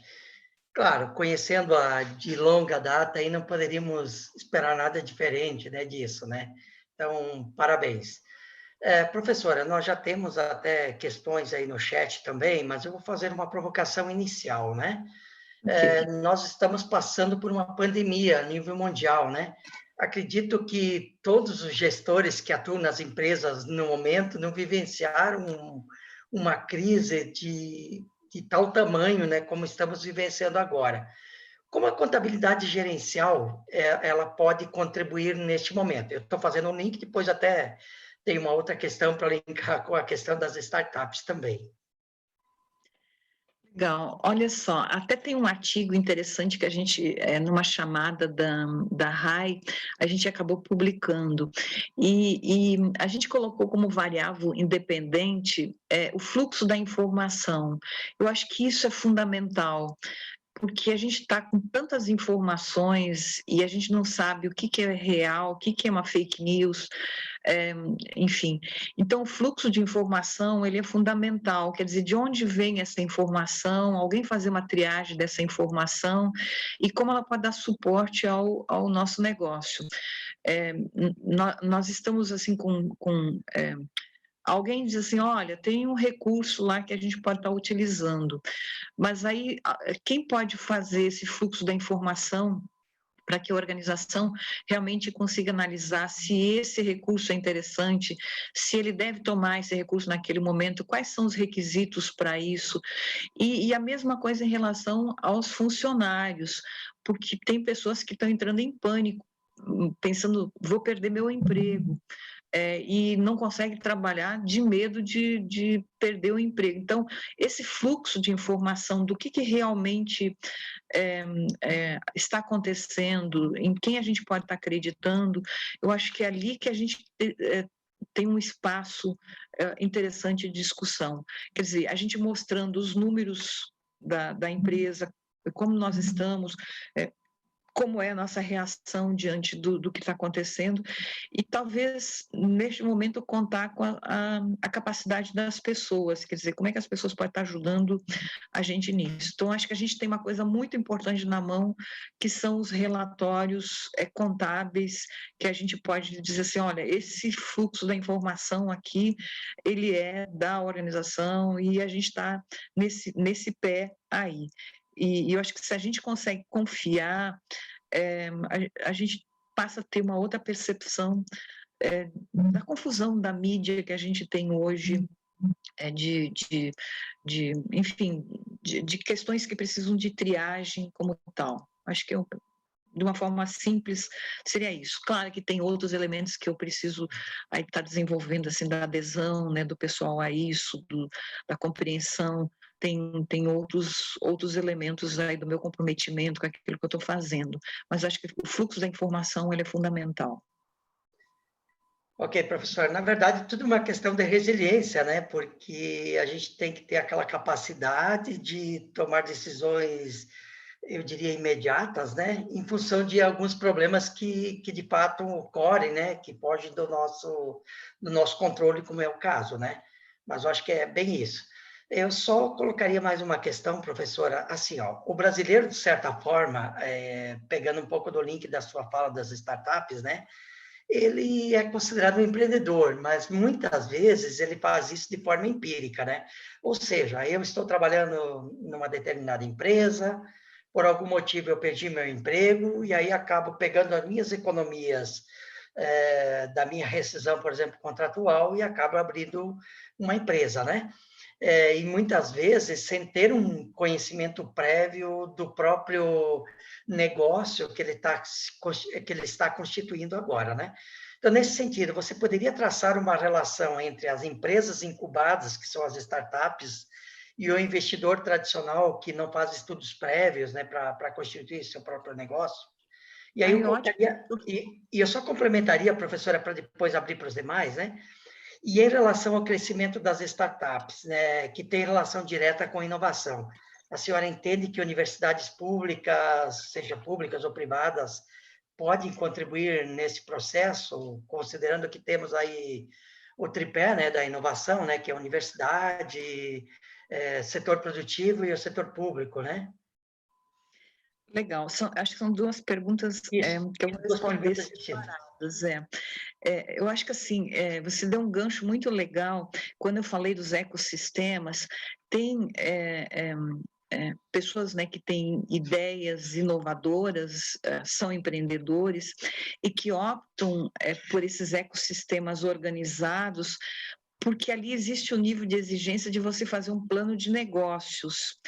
E em você sendo obrigado a fazer um plano de negócio, você precisa estar dizendo assim, de onde vem teu dinheiro, quando se imagina que você vai recuperar, como é que você pensa em vender o seu produto, qual é o seu mercado. Quer dizer, você tem inúmeras questões que você precisa estar respondendo para fazer o seu plano de negócios. E aí, esses sujeitos, eles acabam para entrar nesses ecossistemas, eles precisam apresentar esse plano de negócio e esse plano de negócio precisa ser aprovado. E isso já dá um gancho para eles de conseguir recursos, porque aí eles estão com plano de negócios e precisam de um acompanhamento para que eles consigam comprovar que aquilo é viável. Ou seja, o sujeito tem uma exigência que, de fato, é uma assessoria para ele estar conduzindo o negócio. Que é diferente quando o sujeito assim vai num plano incentivado de alguma empresa, enfim, e aí eles assim, eu vou colocar uma papelaria. Eu me lembro que teve um plano incentivado de um banco, e aí o sujeito resolveu colocar uma factory. Só que, assim, ele imaginava que, como ele sempre trabalhou com dinheiro, ele entendia tudo da parte financeira, mas no banco ele tem inúmeras exigências para conceder algum empréstimo, que é muito diferente de uma factory, que está na outra ponta. E aí, dentro de um ano, ele levou, enfim, alguém fraudou ele, e ele teve que entregar, inclusive, o apartamento dele. E aí ele perdeu a família, perdeu tudo, porque ele não tinha um plano de negócios. Aí ele falou assim, eu comecei com o valor que eu obtive nesse plano incentivado, só que eu perdi tudo porque eu não pensei num risco, porque no banco eu não calculava risco. Então, acho que assim, essa acho que é uma grande diferença. Quando se vai para um ecossistema, você tem esse plano de negócio. Quando se não faz isso, você tem um risco. Mas tem mais a sinergia. Você está tomando um café com alguém que está num parque tecnológico. Quer dizer, é inevitável você estar falando de alguma coisa que está fazendo. Isso pode te dar um clique de alguma coisa legal. Vou te dar um exemplo de um sujeito que, numa dessas conversas, ele descobriu que um dos problemas das indústrias era chegar no topo do consumo da energia elétrica. E aí ele pensou assim, mas por que a gente não desenvolve uma solução que avisa ele antes de chegar no topo? Porque quando ele chega no topo, a energia elétrica fica muito cara, dá 10 vezes mais do que o consumo normal. Então, a gente poderia estar avisando o gestor que ele precisa trocar esse negócio. Então, legal, ele desenvolveu aquilo ali, e aí ele foi falar com a empresa, diz, olha, eu tenho uma solução para isso aqui e tal. A empresa falou assim, então por quanto você está vendendo a solução? Eu disse, não estou vendendo a solução. Eu quero colocar um negócio com isso e eu queria ver se você tem interesse de entrar de parceiro nesse negócio. Quer dizer, o cara de uma conversa, de um café, resolveu colocar uma startup para ele e o cara está rico hoje com uma solução. Quer dizer, essa sinergia eu acho que também ajuda bastante, né? E os negócios que estão ali, eles acabam despertando de alguma forma. Então, acho que essa é uma diferença importante. Agora, claro, nada acontece sem esforço, né? Às vezes a gente olha assim para o outro, poxa, o cara está com tudo isso, mas vai olhar o que ele fez para estar lá. Então, acho que também precisa ter, realmente, o cara tem que ser empreendedor e tocar a vida, né? A outra questão que você colocou, como as universidades podem ajudar. Eu acho que a universidade ela está acordando para isso. E aí eu estou falando mais das federais, e quanto mais antiga, mais engessada ela tende a ser. Eu acho que a gente já entendeu que a gente precisa fazer pesquisa com empresas, para empresas. Esse recurso que vinha do governo, a gente não sabe o futuro disso. Então, a gente tem que estar pensando na universidade com uma interação maior. Eu acho que é muito duro a gente ter esses cortes que a gente tem, mas eu acho que isso pode ser uma oportunidade também para a gente. Agora, não acho que isso seja linear. Tem cursos que não dá de fazer isso. Por exemplo, matemática. Quem é que vai querer comprar algum pacote da matemática? E é uma atividade fundamental no ensino. Quem é que vai ensinar nossas crianças matemática, física? Então, acho que assim, eles têm espaços, sim, mas não da mesma forma como tem a contabilidade, a administração. Quer dizer, o nosso curso já é negócios. Então, acho que a gente tem as engenharias, nós já temos esse espaço mais delineado. Então, acho que eles talvez precisam de um suporte maior ainda por algum tempo do governo até conseguir pensar em coisas mais voltadas à empresa. Mas, assim, a gente também não pode colocar esses cursos como incapazes. Você vê, por exemplo, a aeronáutica, ela precisa desse conhecimento para desenvolvimento de aeronaves, enfim. Então, acho que assim, como é que a gente pode trabalhar isso também de forma aplicada? Então, acho que a universidade, algumas universidades, por exemplo, a de vocês é uma universidade mais jovem, tem isso muito mais presente. Então, universidades mais antigas, talvez elas pedalam um pouco mais com isso. E também olhar o entorno onde a gente está. Outro dia alguém está me falando da UNB, ela tem mais recursos de aluguel de prédios do que daquilo que ela recebe do governo. Então, é um outro espaço que talvez algumas universidades não tenham. Aqui, a minha universidade, ela tem as salinhas de xerox. Em troca, a gente ganha algumas cópias de xerox para prova. Quer dizer, essa receita extra que nós temos. Então, não tem. Quer dizer, a gente tem uma dependência total do governo. Então, a gente tem que buscar essas alternativas. E eu acho que isso a gente está aprendendo aos poucos. O financiamento está vindo tudo assim, atrelado a alguma coisa. Que você me dá em troca, eu vou te dar isso aqui. E a gente está tendo que entrar nesse jogo aí, né? Então... Professora, bom, nós temos ainda, acho que dá tempo para responder ao Guilherme Andrade, né, no chat, né? Que ele diz que um elemento bastante comum nas startups é o produto mínimo viável, né? Há alguns estudos que indicam que a maioria das startups falham dentro de 2 anos de seu lançamento por negligência do processo de aprendizado diante do desenvolvimento desse protótipo. Então, na sua opinião, como as ferramentas de controle gerencial podem auxiliar nesse processo? E também, se esse protótipo também é usado em startups focadas em serviços inovadores. E aí, depois, nós temos ainda a sessão de encerramento, lembrando aos demais participantes. Não. Então, vou ser bem breve aí. Então, obrigada pela pergunta. Eu acho que, assim, a gente tem pessoas que às vezes têm a ideia de um protótipo, desenvolver um protótipo, mas não tem ideia de gestão. E você não pode ter um negócio só sabendo desenvolver o produto. Até foi legal, uma menina ontem estava falando assim que o cara... a esposa fazia os biscoitinhos e ele levava os biscoitinhos e vendendo por aí. E aí o pessoal, assim, não conseguia abrir o potezinho. E aí o pessoal reclamando para eles, teus biscoitos são bons, mas assim, muito ruim de abrir esse negócio aí. Eles, mas o que eu vou fazer? Precisa inventar aí um potezinho que assim que a gente consiga abrir com um dedo. Eu falei assim, isso é uma boa. Ele foi lá no sujeito dele, do que vende os potezinhos, e falou, eu quero um pote, me inventa aí um pote que com um dedo o sujeito está trabalhando no escritório, ele tira a bolachinha e consegue comer a bolachinha. E aí ele viu que isso não aumentou a receita dele. E aí ele pensou, eu preciso então divulgar esse potezinho. E aí ele fez umas coisas bem legais na internet, divulgando esse potezinho diferenciado que ele tem. E hoje o cara assim, triplicou a receita dele. Olha que legal, quer dizer, o cara, em questão de 2, 3 meses, ele entendeu que não basta ele saber vender, ele precisa saber administrar esse negócio. Então, em vez de ele estar vendendo, indo de escritório em escritório, vendendo coisa, ele hoje está vendendo via internet, mostrando a facilidade que ele tem.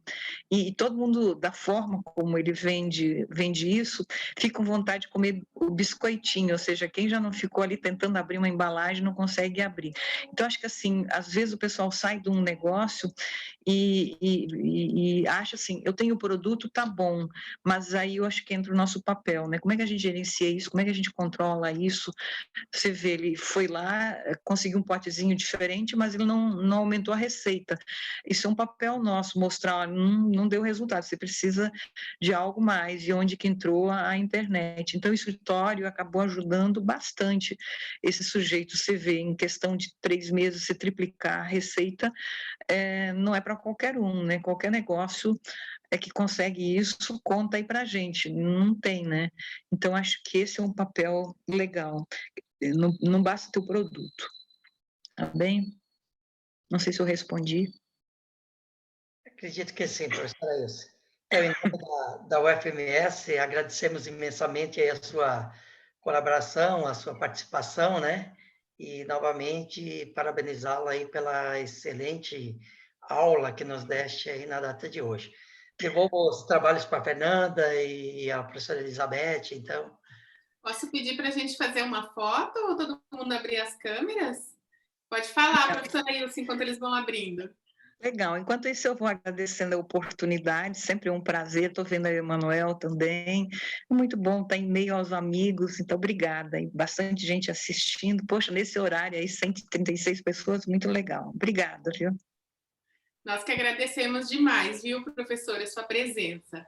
Vamos tirar a foto, então. 1, 2, 3. Só um pouquinho que tem mais gente aqui, vou passar uma tela. Aí, mais uma. Aí, que entrou mais alguém. Pronto. Professora Ilse, muitíssimo obrigada. A gente vai ter agora uma cerimônia de encerramento, né, do evento. Se você puder ficar, será muito bem-vinda, mas também se quiser descansar, a gente entende, viu? Muito obrigada novamente pela sua presença virtual aqui. Espero que em breve a gente possa ter um encontro desse de forma presencial, com bastante calor humano. Muito obrigada. Assim seja. Obrigada, viu? Eu vou ficar assistindo vocês, é só fechar o vídeo. Tá ok, obrigada, professora. Bom, então a gente vai passar agora, né, professora Fernanda, para a sessão de encerramento.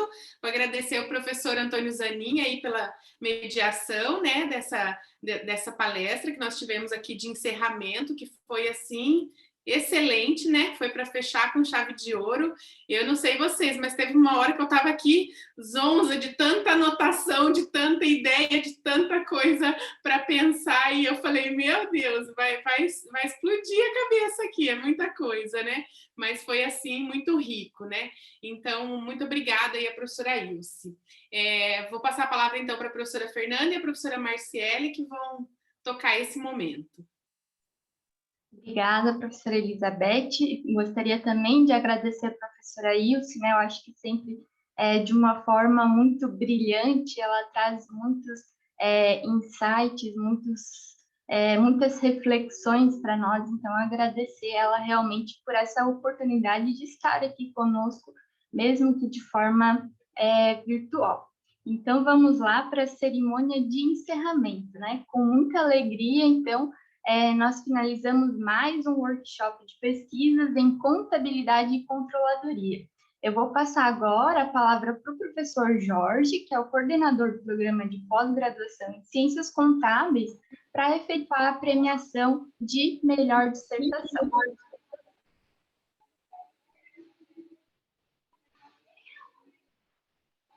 Boa noite a todos, novamente. Estamos chegando à parte final do workshop, né? Pessoal, primeiramente eu quero parabenizar as 3 ex-alunas que foram indicadas para o prêmio. Eu vou inicialmente falar o título do trabalho, o nome das candidatas e também dos orientadores. Posteriormente, vou citar quem que foi o ganhador. Tá? Temos o primeiro trabalho, desenvolvido por Laís Aparecida Pereira de Souza, orientada pelo professor Emanuel Marcos Lima. O trabalho que tem por título Divulgar para quê? Índice de divulgação e importância atribuída por doadores e gestores à divulgação voluntária de informação. O segundo trabalho foi desenvolvido por Tânia Cristina Gomes Bacari, orientado pelo professor José Aparecido Mourarani. O trabalho tem como título Cooperativa de Crédito do Centro-Oeste Brasileiro, qual o valor da riqueza gerada. E o terceiro trabalho foi desenvolvido por Natália Fernandes Silveira, orientada pela professora Márcia Maria dos Santos Bortologgi Spege. O trabalho tem como título A Divulgação da Confiança após uma mudança mandatária na gestão de uma instituição federal de ensino superior à luz dos princípios globais da contabilidade gerencial. Tá? Repetindo novamente, quero parabenizar as indicações de cada um, tá, das ex-mestrandas, né, agora são mestres, tá, e o trabalho, né, para garantir a melhor transparência, os trabalhos foram enviados para avaliadores externos, e o melhor trabalho avaliado foi desenvolvido por Laís Aparecida Pereira de Souza, sendo orientado pelo professor Emanuel Marcos Lima. Eu quero desejar, dar os parabéns. Se o professor Emanuel quiser falar na condição de orientador, dar umas palavras. A Laísa pela está na premiação. plateia também. A Laísa também, tá? Pode ceder a palavra aqui para a Laísa inicialmente, depois o professor Emanuel também emitir umas palavras. Tá? Parabéns. Laísa está presente? Sim, boa noite a todos. Laís, Agradeço a oportunidade. Estão me ouvindo? Sim. Muito bom, agradeço a oportunidade. Muitas pessoas, talvez, que estejam aqui já acompanharam um pouquinho da minha trajetória aí pela UFMS, aluna da graduação do curso de Ciências Contábeis. Logo depois integrei o mestrado. Foi muito bom, muito enriquecedora a caminhada. Tantos professores, até o professor Jorge, não sei se ele se lembra, mas até a ele eu me recorri na época da minha pesquisa. Professora Elizabeth também, presente nas minhas bancas, né, de qualificação, de defesa, o professor Emanuel, que pesquisou junto comigo, eu falo, o trabalho tão dele quanto o meu, e é muito legal, né, por toda essa caminhada, e também saber que minha pesquisa contribuiu de várias formas, inclusive contribui para o meu trabalho hoje, então isso é muito bacana, e eu agradeço a oportunidade. Estou muito feliz. Parabéns. Parabéns. Professor Emanuel.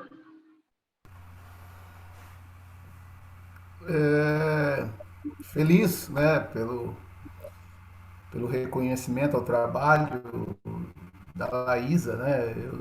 Eu aprendi, né, que com o meu orientador, professor Carlos Alberto Pereira, que esteve presente à banca da Laísa, né, que nós orientadores, na realidade, dificultamos o trabalho dos nossos orientandos, né? Mas é muito bom, né? Eu imagino a sensação da Laísa, né, de estar recebendo esse reconhecimento, e eu me lembro né, que eu também tive essa oportunidade, que a minha dissertação de mestrado ela foi reconhecida na USP, né, como a melhor dissertação no ano de 2003, que foi o ano que eu defendi a minha dissertação. Eu sinto com o dever cumprido, né, com o papel do orientador que realmente ele foi alcançado. Agradeço a Laísa aí, parabenizo pelo trabalho, né? O trabalho maior foi dela, a dedicação, o esforço, né? E realmente eu estou bastante emocionado por esse resultado, né? Obrigado e parabéns, Laísa, porque o prêmio é seu. Obrigada. Obrigado, professor Obrigada. Manuel. Passar aqui a palavra agora para Fernanda e Marcelo, que vão dar continuidade ao encerramento do workshop.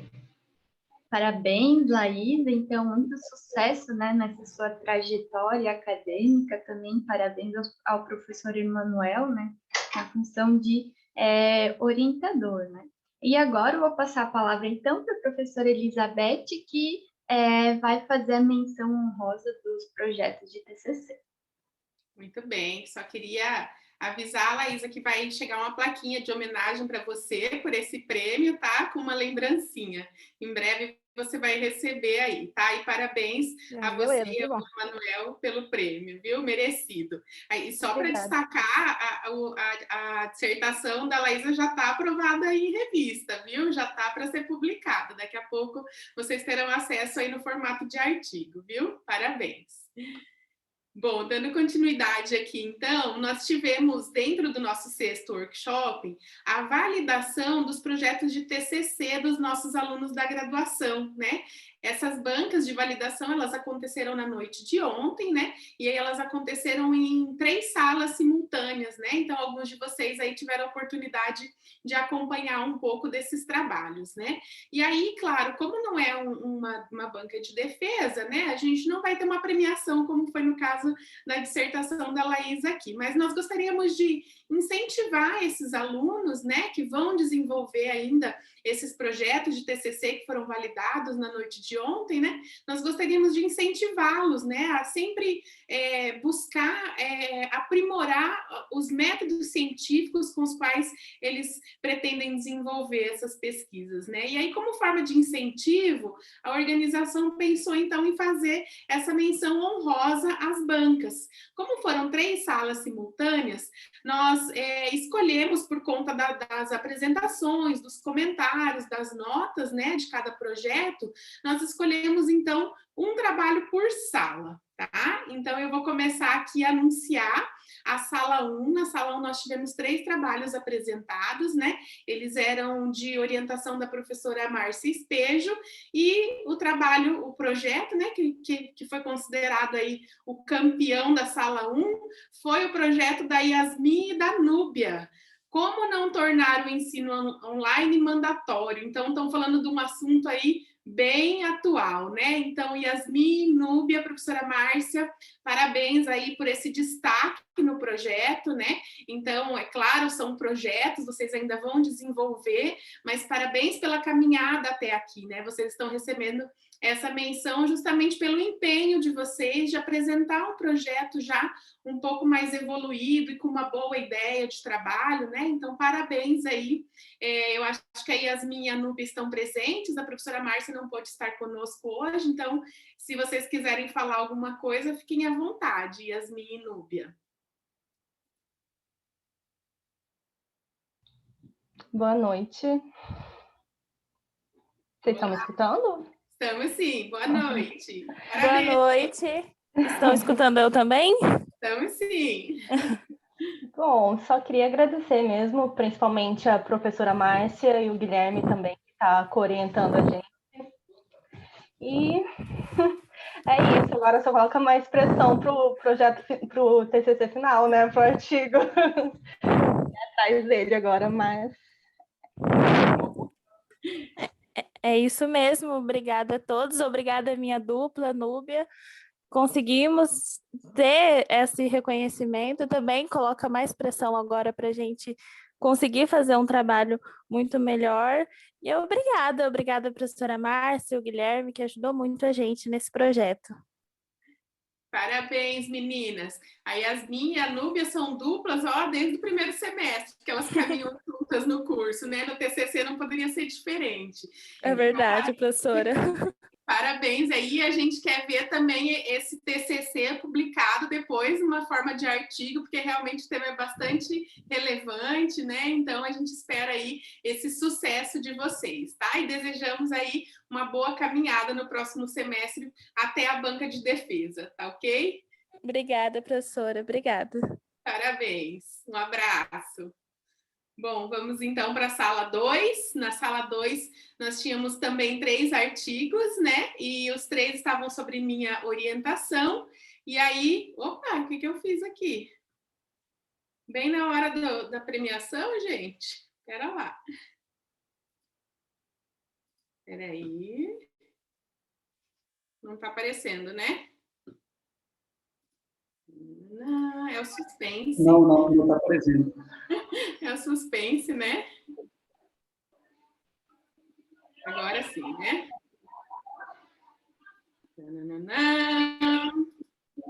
Sala 2. Eduardo Borges e Rodrigo Farias.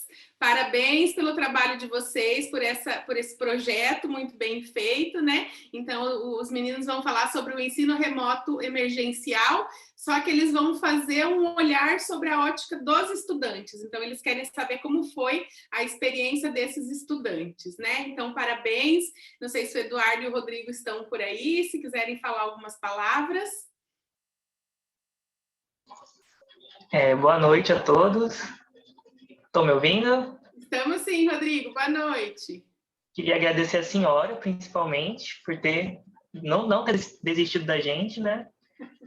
Todo o apoio que você deu.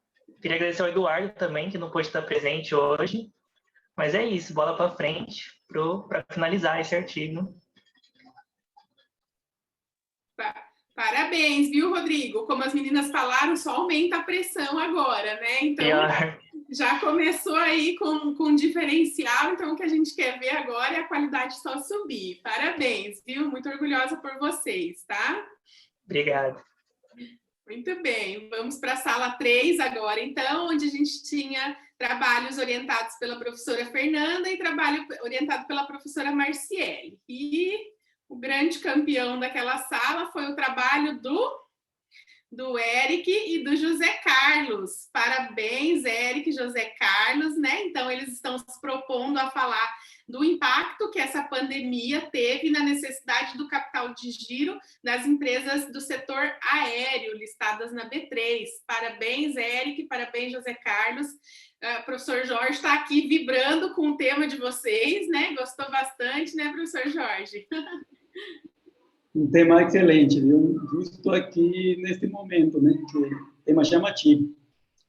É verdade. Espero aqui que o trabalho possa ser publicado também.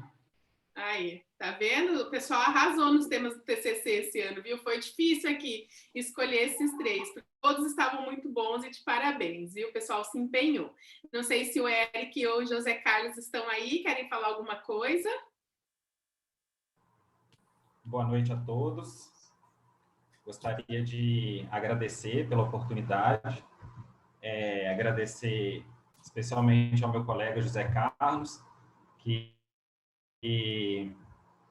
labutou aí com a gente nesse projeto, a professora Fernanda pelas orientações sempre oportunas e sempre muito precisas, e ao professor Moura, que ministrou a disciplina de administração financeira ao longo do curso para a gente e plantou a sementinha desse TCC lá atrás, quando ele explicou para a gente sobre o modelo Fleurier.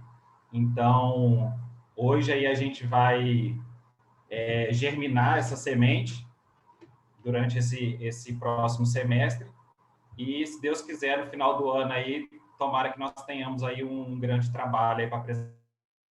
Muito obrigado.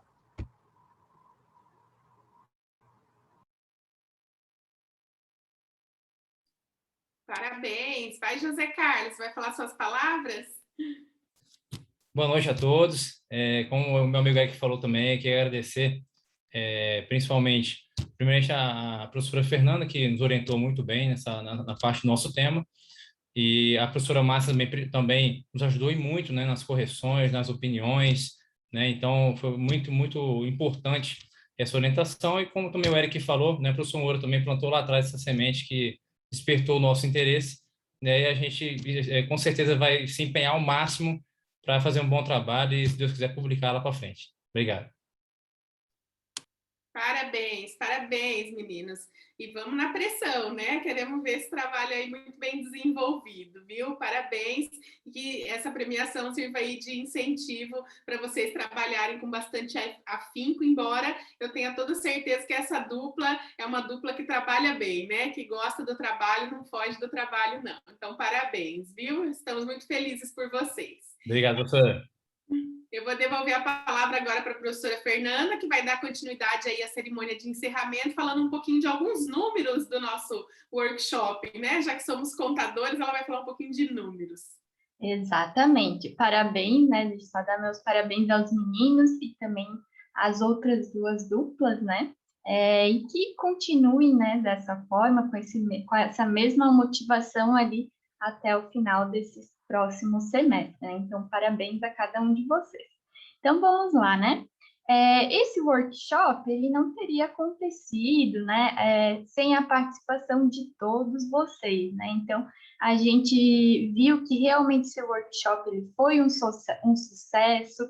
Então, a gente tem que, em primeiro lugar, agradecer a cada um de vocês que ajudou na divulgação do evento, que se inscreveu, que veio para cá para participar, para assistir todas as palestras, os painéis, participaram nas sessões de projeto de TCC, né? Então, a cada um de vocês, o nosso muito obrigado. A gente teve ali mais de 500 inscritos no workshop desse ano, a gente teve mais de 200 participantes simultaneamente, em quase todas as palestras, em quase todos os painéis, então realmente é muito gratificante saber que a gente organizou um evento, né, e que a gente teve uma participação tão grande. E além disso, a gente teve alunos, professores, profissionais do Brasil inteiro participando, né? Então ali, ó, a gente teve gente tanto aqui do Mato Grosso do Sul, quanto lá do Paraná, de Santa Catarina, do Rio de Janeiro, do Espírito Santo, de Pernambuco, de Goiás, do Rio Grande do Norte, do Rio Grande do Sul, do Ceará, Minas Gerais. Então, a gente teve ali uma quantidade enorme, né, de pessoas do Brasil inteiro que participaram, né, nesses 3 dias de evento, né? Então, isso é muito legal, porque o evento virtual, né, ele nos proporciona essa proximidade, essa interação com pessoas do Brasil inteiro, né? Então, muito obrigada a cada um de vocês que estiveram aqui presentes conosco. Então, a gente vai passar agora alguns momentos que a gente teve durante esse nosso workshop, né? Então, no primeiro dia, a gente teve o painel de finanças com o professor palmeirense e outro professor gremista. Logo mais, a gente teve a palestra de abertura com o professor Botelho também, né? Falando de um tema super interessante e relevante na nossa área. No dia, se quiser ir passando, professora, os slides só.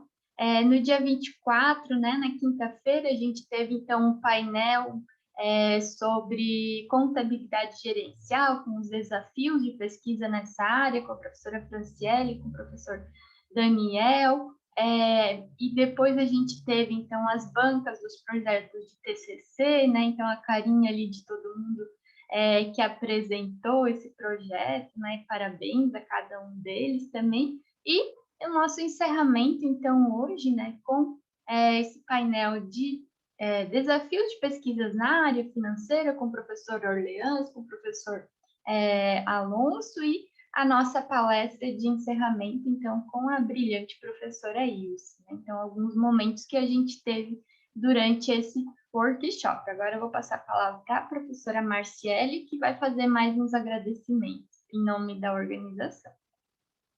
Então, além de agradecer aos participantes, né, aos presentes, também agradecemos aos professores e servidores da ESAN, né, que sem eles a gente não conseguiria ter realizado esse evento e na proporção que nós realizamos. Então, nosso muito obrigado aos professores e aos servidores, que até nos finais de semana e feriados, eu e a Fernanda, a gente mandava mensagem de e-mail para eles. Então, muito obrigada. Também, né, especial o agradecimento aos professores do curso de Ciências Contábeis, né, da ESAN, e de todos os campos. Tivemos professores de Nova Andradina, do CPNA, o professor Zanin, né, o professor Cleston, de Três Lagoas, e o professor Itizak, de Corumbá. Então, muito obrigada a todos. Fica aqui o nosso carinho, o nosso agradecimento.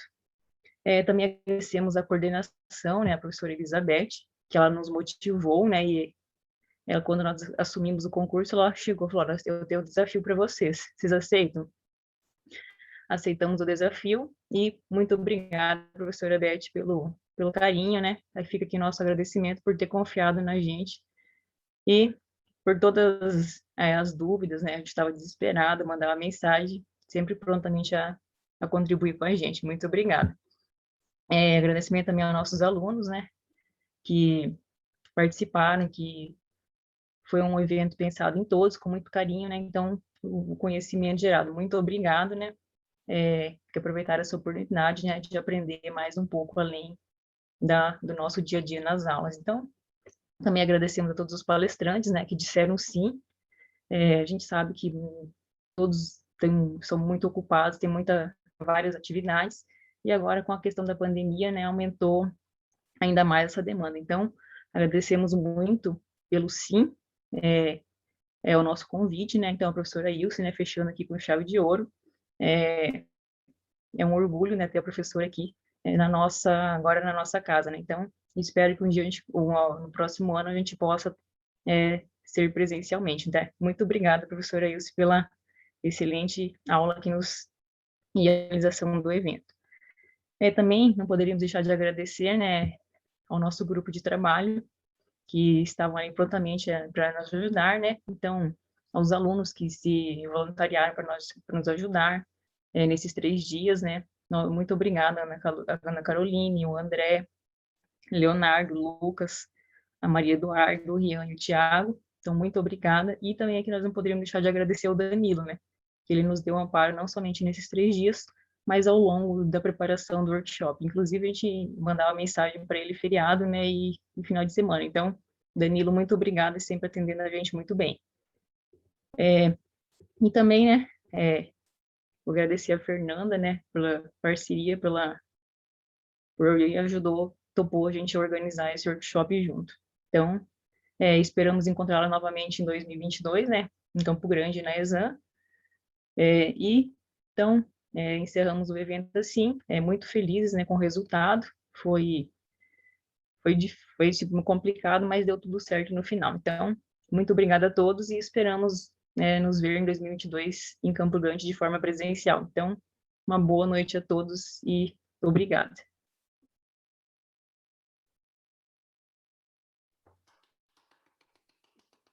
Muito obrigada a todos e a todas. Um bom descanso em nome do curso de Ciências Contábeis, graduação e mestrado. A gente agradece imensamente a presença de cada um de vocês, viu? Um bom descanso e até a próxima. Nos encontramos.